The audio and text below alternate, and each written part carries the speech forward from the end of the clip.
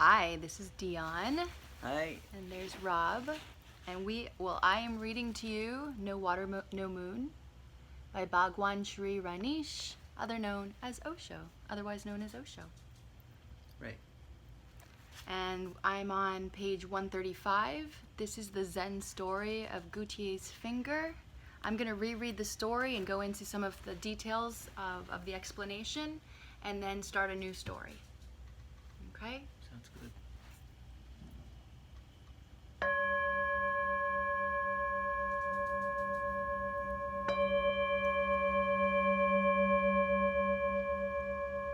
May we listen to these teachings with open ears, open mind,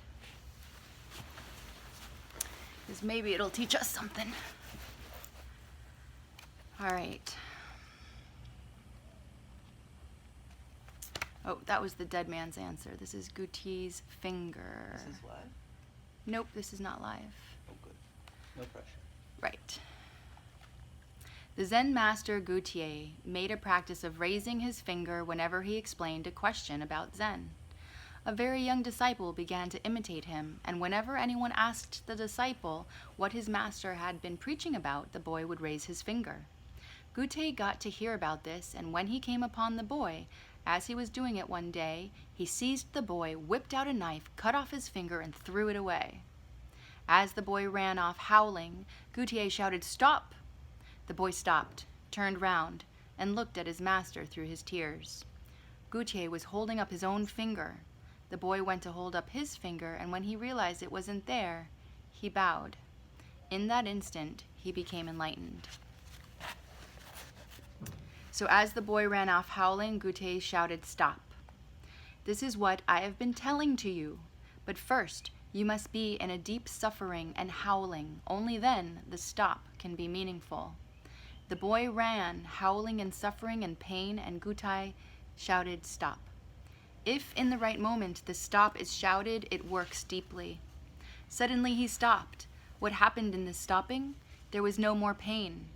If you stop suddenly, the whole attention becomes moved towards the sound stop. The body is left behind. You become attentive. And when you are so attentive, the body cannot disturb, the body cannot divert. The finger was not there, blood was flowing, the pain was there, but this stop took the whole attention towards the master. When attention is not there, there is no pain. Pain exists not in the body, but in the attention. If you are ill, lying down on the bed, what do? You continuously pay attention to your illness. You are feeding it. And something has to be done about it, because it has become a very great problem all over the world. Doctors suggest when you are ill, lie down and rest. But what will you do in rest? You will pay attention to the pain, and then you are feeding it. Attention feeds it. Then you are continuously thinking about it. It becomes a mantra, a chanting inside that I am ill, and that this is wrong. Complaints. And you go all over the body again and again, and you try to find what is wrong. And that becomes a brooding, a very pathological thing. And this may become a continuity for the illness. You will get hypnotized by the illness. Too much attention is paid to illness. You become a hypnotic victim. If you continuously complain about something, it becomes a vicious circle. You complain, then you are inviting it, because every complaint means you are giving attention again and again. It becomes a repetitive thing. What happens? I have heard. And many times it has happened. A person was ill, paralyzed. For 15 years he couldn't walk. Then one day, suddenly, the house caught fire. There was fire, the house was burning, everybody ran out of it. The man forgot that he is paralyzed, and so he also ran out of the house. Only outside the house, when his family found him running and coming out, they said, "What? You are paralyzed." The man fell down. What happened? In this particular moment of intense accident, the house is on fire. The man forgot for a moment that he is paralyzed. If you can forget your illness, the illness will disappear soon, sooner than any medicine can help. If you cannot forget it, if you continuously brood about it, then you are playing with the wound. The more you play with the wound, the deeper it goes. What happened when Gutiei shouted, "Stop"? The boy looked at Gutiei. The howling stopped, the pain disappeared, as if the finger has not been cut. Here's the quote. The boy stopped, turned around, and looked at his master through his tears. The eyes were filled with tears. He was howling and crying and weeping. He stopped. The pain disappeared, but the tears cannot disappear so soon. They were there. Back to the story, Gutiei was holding up his own finger. The boy went to hold up his finger, and when he realized it was not there, he bowed. In that instant, he became enlightened. A very intense moment of awareness, a very great device, a situation created by the master. Mind is no more there. The pain has disappeared, because attention has been called out somewhere else. As if the boy will not be able to breathe in this situation. Stop. And the breathing has stopped, and the thinking has stopped. And he has forgotten that he has got no finger now. Just out of old habit, when the master raised his finger, he raised his, which is not there. It shows that he has completely forgotten what has happened. In that moment, he was not the body. Otherwise, how can you forget? The pain and your finger has been cut, and you are bleeding, and the eyes are still filled with tears, and just a moment before he was howling. This stop caused a miracle. The boy stopped, turned round, and looked at his master through his tears. Gutiei was holding up his own finger. Just out of old habit, always he used to hold his finger whenever master was teaching to his disciples about Zen. He would stand by the side of the chair or at the back of the chair, and when the master will take his finger up, he will also do the same. It has become so automatic. Body is an automation. It is a mechanism. It is mechanical. The boy went to hold up his finger, and when he realized it was not there, and then he saw and the finger was not there, he bowed. What happened? Why he became so grateful and bowed? Because for the first time he realized he is not the body. He is the attention, not the body. Awareness, not the body. Consciousness, not the body. The finger is not there. The pain has disappeared. The howling is no more. Thinking is not moving around the wound. He is not brooding about it at all. He is no more a body. He is not embodied. Simply, he is out of his body. For the first time he realized he is a soul, a consciousness. The body is just the house. You are not the body. You are in it, but you are not the body. If your attention can come to such intensity, you will realize that you are not the body. And once you realize you are not the body, you know you are deathless. Who can cut your finger? How one can be violent to you? Nobody can destroy you. That's why he bowed to the master in deep gratitude. You have given me this opportunity to know the deepest of my being, which is immortal. In that instant, he became enlightened. What is enlightenment? Coming to understand, coming to realize that you are not the body. You are the light within, not the lamp, but the flame. You are neither body nor mind. Mind belongs to the body. Mind is not beyond body. It is part of the body. Most subtle, most refined, but it is part of the body. Mind is also atomic, as body is atomic. You are neither the body nor the mind. Then you come to know who you are, and to know who you are is enlightenment. When Gutiei cut the finger of the disciple, the old pail fell down, broken. The water flowed out. No water, no moon. The disciple became enlightened. But Gutiei must have waited for the right moment. For many, many years, this young man was doing that. He waited. You cannot force the right moment. It comes when it comes. You grow towards it. You grope towards it, and the master waits. When it comes, when it is there, anything can become the excuse. Anything, even a shout, stop, and the old pail is broken. Suddenly reflections disappear because there is no water. You look at the real moon. You are enlightened. Enlightenment means you have realized who you are. And that's the end of that one. Yes. It's hard not to get caught up in the finger, the blood, the pain, and I know.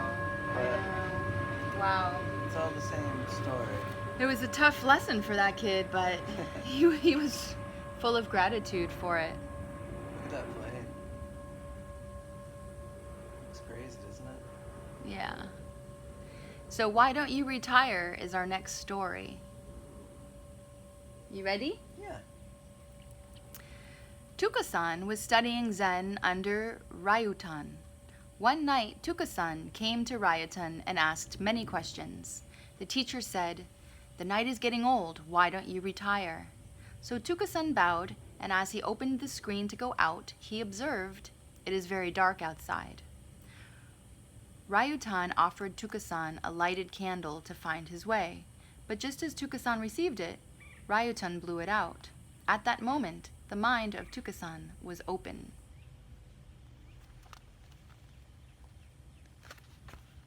Tukasan was studying Zen under Ryutan.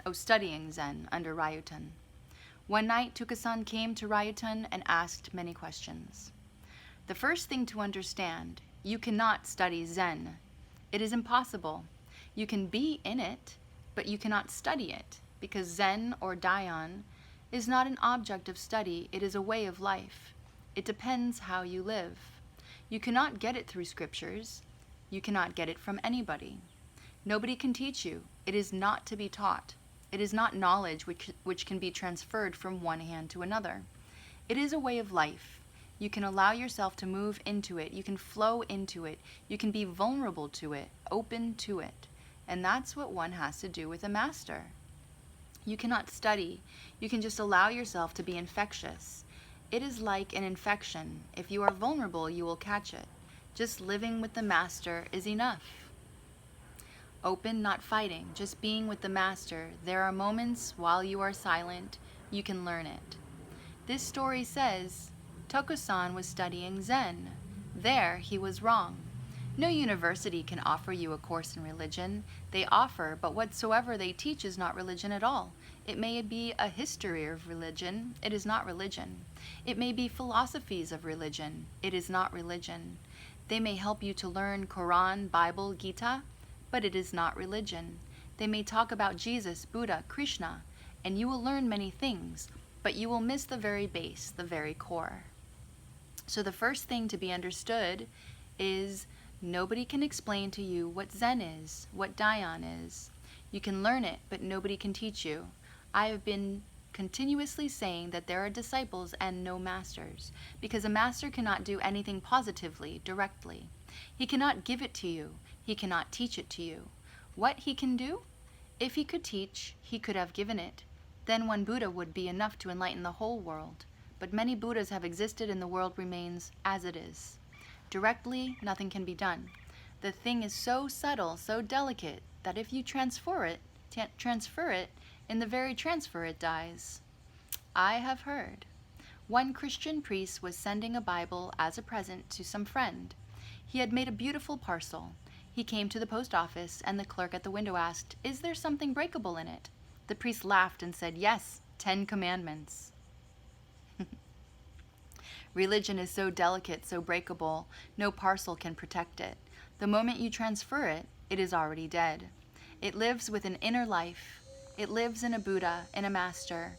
He cannot give it to you, but you can open it yourself. You can open yourself to it. It is just like as the sun rises in the morning. The sun cannot give life to a flower, no, but the flower opens itself towards it, is enriched through its own opening. The flower remains closed. If the flower remains closed, the sun cannot do anything.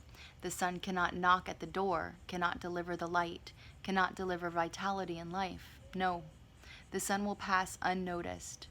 A Buddha comes, I am here with you. You can open yourself. But if you remain closed, nothing can be done. So it is up to you. It is totally dependent on you whether you learn or not. And it is not study.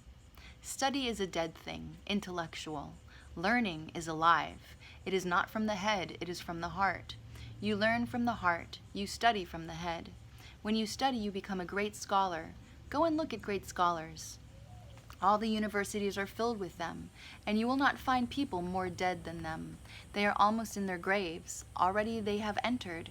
They have never lived. They are so much obsessed with words. They have bypassed life. They may be talking about love, but they have never loved. They cannot afford. It is so risky, and they are so learned, they cannot take that dangerous step. They have talked about meditation, read about it, but they have never done it. It is dangerous. Nothing can be more dangerous than that. And a scholar is always in search of security. Security in words, security in doctrines, security everywhere. He is not a gambler. He cannot stake his life. And unless you stake your life, you cannot learn. This learning is of the heart. It is just like love. That's why Jesus goes on repeating that God is love. It doesn't mean, as Christians have understood or misunderstood it, that God is loving. No. It doesn't mean that God is loving. It simply means if you want to reach God, the same is the method as when you want to enter into love. God is love means the same is the path that leads to the temple of love. The same path leads to the temple of God. It indicates just the path. It goes through the heart, not through the head. Back to the story, Tukasan was studying Zen under Ryutan. That's where he was missing. The very first step went wrong. And when the first step goes wrong, then everything else that follows will go wrong. Always remember to take the first step rightly. First step taken rightly, half the journey is already over. It is almost finished. Because if the first step is right, all that will follow automatically. You will reach the goal. So don't go to a master to study, go to learn. If you go to study, the master will teach you, but the most significant thing cannot be taught. Go to learn. And what is the difference between the attitudes? Many differences. When you go to study, you want more knowledge. When you go to learn, you want more being. It is not knowledge. When you learn, your being grows. When you study, your memory grows. When you study, you know more and more and more. When you learn, you become more and more and more. And these are totally different things. A man may be with a great memory, knowing many things, and deep down, in the being absolutely, a beggar, poor, having nothing there. He may be deceiving himself that he knows so many things, but knowing will not help. Unless you are, knowing is futile. Only being helps. If you are dying, what will go with you? Your knowledge or your being? Who will be a help? What will be the bridge? What you can carry with you beyond death? Knowledge? The brain is left behind, because brain is part of the body. Only the being is carried over, and you have never looked at it. It has remained poor, starving. You have never fed it. Learning is of the being. Knowledge is only of the memory, of the mind.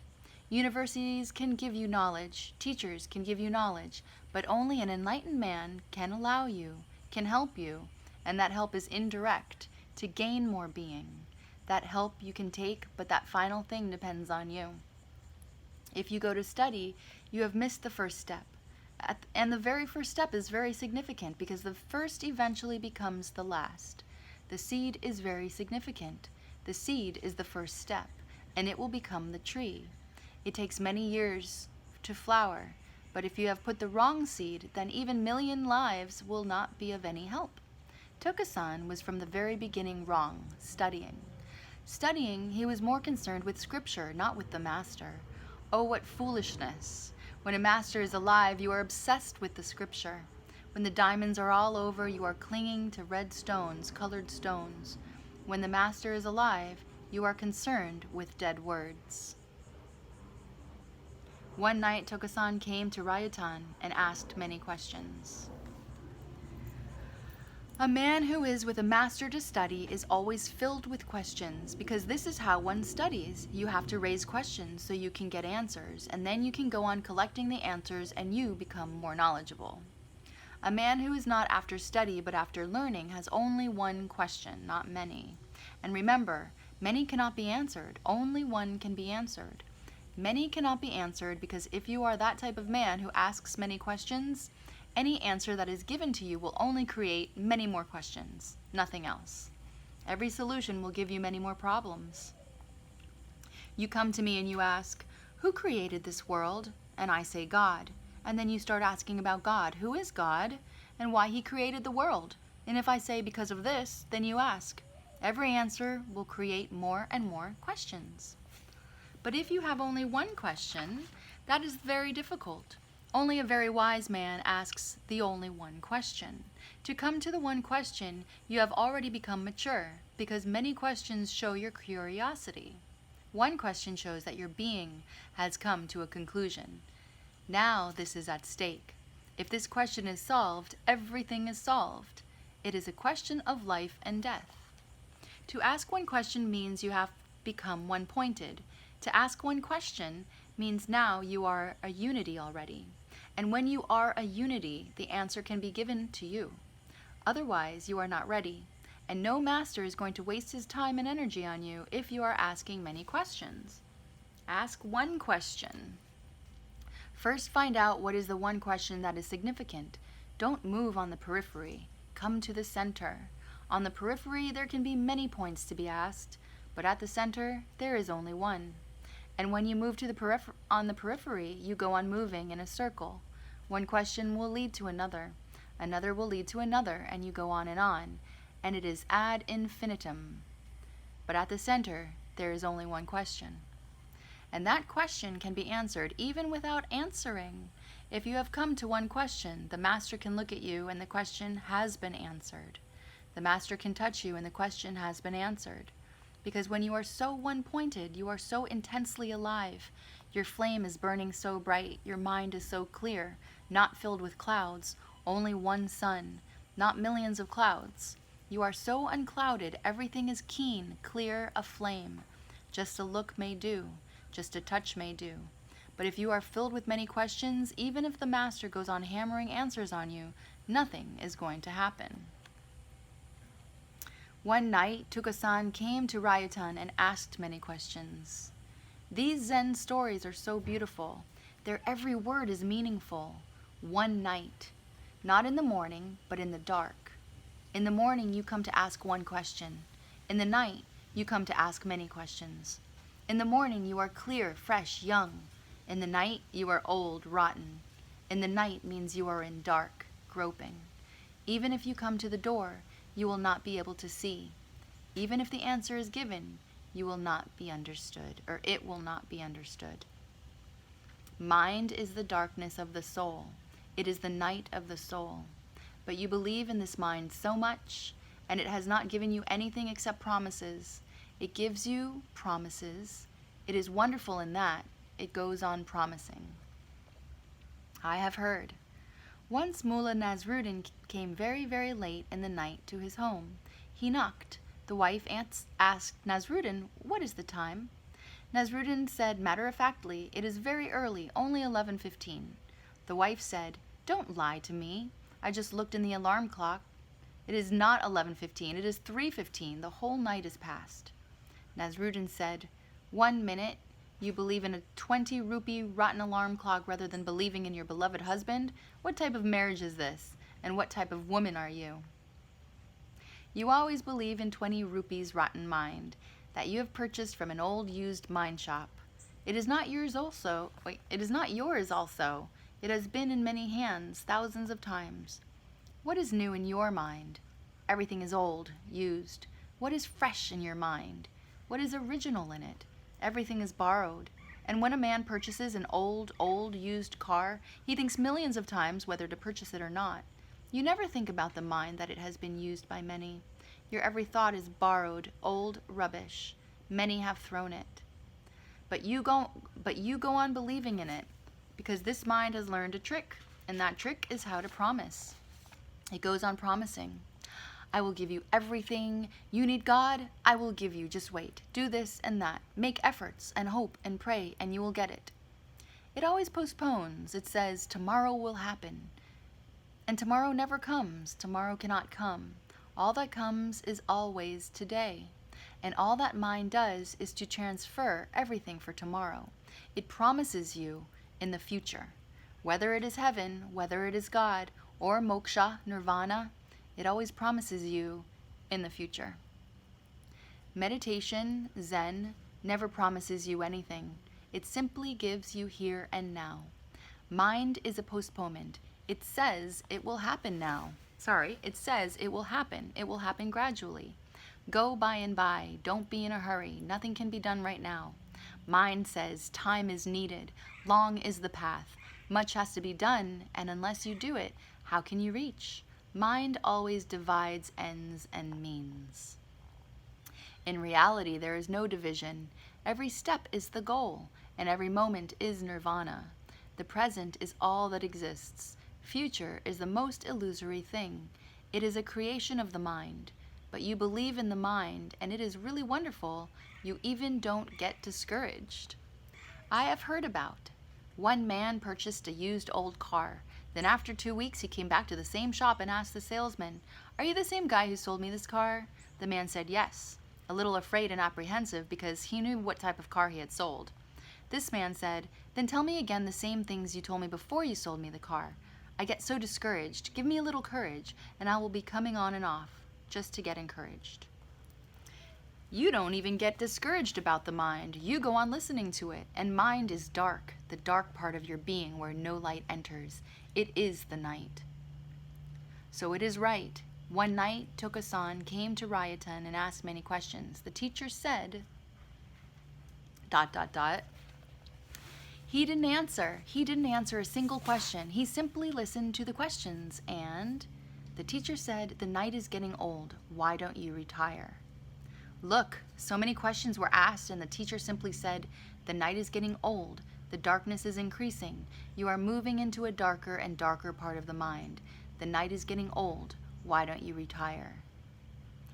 This is the only answer for so many questions. Why don't you retire? You are the question and the question creator. You, the ego, the mind. You are the disease. Why don't you retire? Many questions asked. Only one answer given, and that too could not be understood. Because a person who asks many questions cannot understand one answer. His mind cannot understand anything that belongs to the one. He can only understand the many. Many is always out. One is always in, because the center is within you and the periphery is without. The master said one of the most beautiful things. The night is getting old. Why don't you retire? It is time you should retire. It seems irrelevant. He should have asked the questions. He has answered because he says, "Yes, you please retire." If you are there, then questions will go on coming. Questions come to the mind just like leaves come to the trees, and you go on watering the tree, and then the leaves go on coming. Of course, old leaves will fall and new will come. So the master can answer a question. The old will go, but the new will come, and it will be replaced again.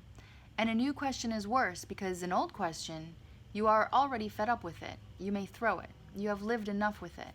A new question is again like a new wife. Again you are in love. Again the romance starts. Again the poetry, and again the whole nonsense. A new thought, more dangerous than the old. Because the old you are fed up. You are already getting bored with it. You want to throw it. That's why Buddha or Rayutan or persons like that never answer your questions. They will not like to give you new shelters for the mind.